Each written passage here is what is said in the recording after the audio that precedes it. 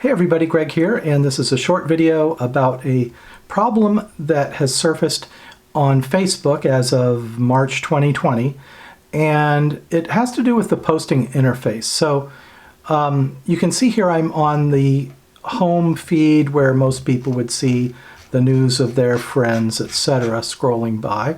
And if I go to my actual personal Facebook page, notice how it's taking a while to load the icons at the top here and the photos on the left.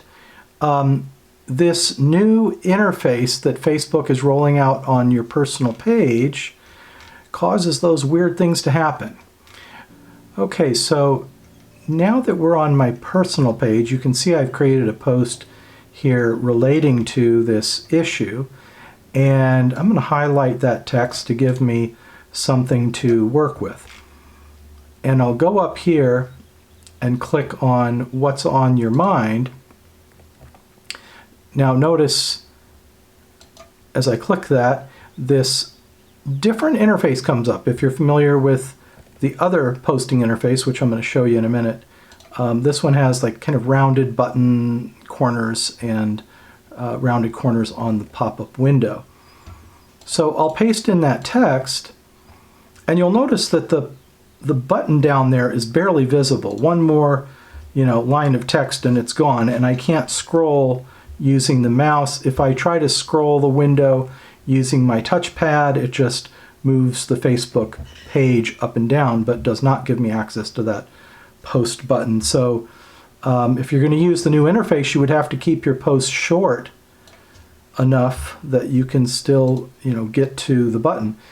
Now, you may try to highlight text with your mouse, but that doesn't work. As you can see here, I'm trying to highlight it and select it, but it immediately disappears. So you'd have to use the Shift and the arrow key left and right, or the up and down keys to kind of move around and select text. That's sort of awkward, but at that point you could delete some text. You could also use, in Windows it's Control-A for select all, or in Apple it's Command-A to select all, and you could click select all and press delete if you want. But the absence of a mouse interactivity capability is difficult.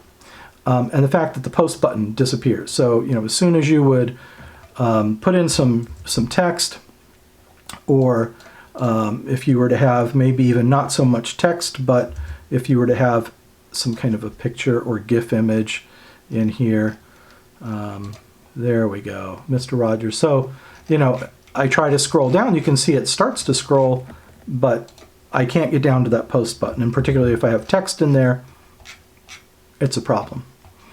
So the way to work around it is avoid using pictures, make sure your, whatever you're posting is small enough that it can fit in there and allow for that post button to show. Or better yet would be to just go to the home feed, that news feed, and use the traditional post, right? Use the traditional post function, which you can see now. This will be kind of a stark comparison between the traditional interface and that new interface that we were looking at. So I can have some text here. The post button doesn't go away. I can have, what is there, a GIF option? Yeah, let's bring back Mr. Rogers if he's still there. All right.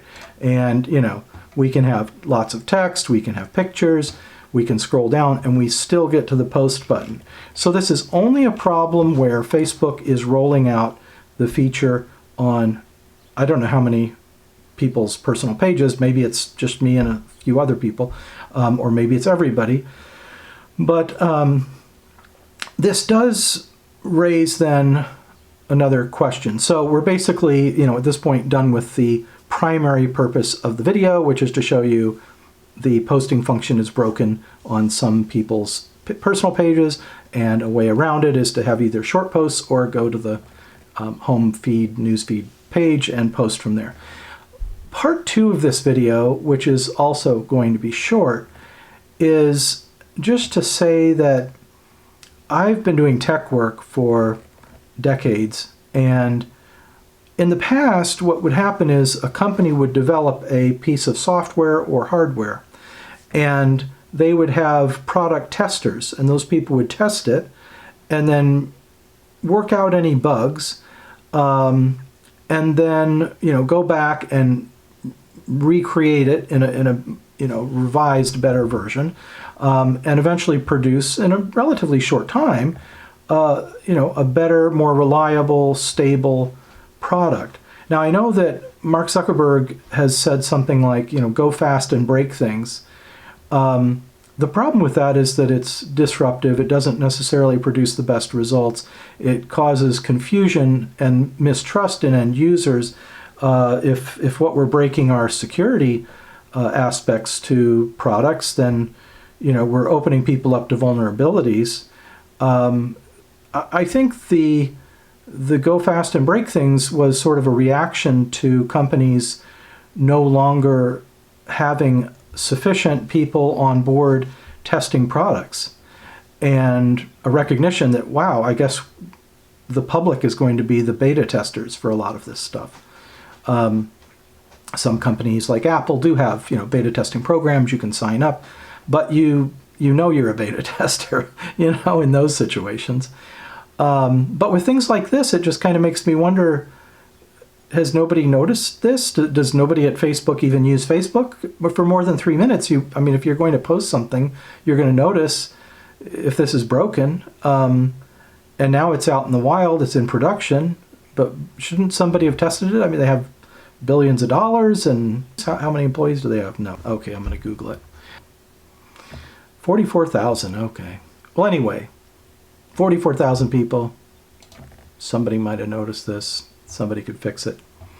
But it's a problem, and not just with Facebook, with other companies as well. You have just companies trying to maximize their profits and having a kind of a disregard, a lack of concern for consumers. And I think that's wrong. So that's the other half of this video, is to add it to a long series of videos about things that are broken that should have been noticed by the developers and the product testers before they went into production and weren't. And my hope would be that we would go back to a time when there were skilled people that were called product testers, and they would test things and help improve products before they go to market. So anyway, hey, thank you for watching. Thank you for all the subscriptions and the shares and the likes and the comments. Really appreciate it. And I look forward to sharing more with you soon. Take care.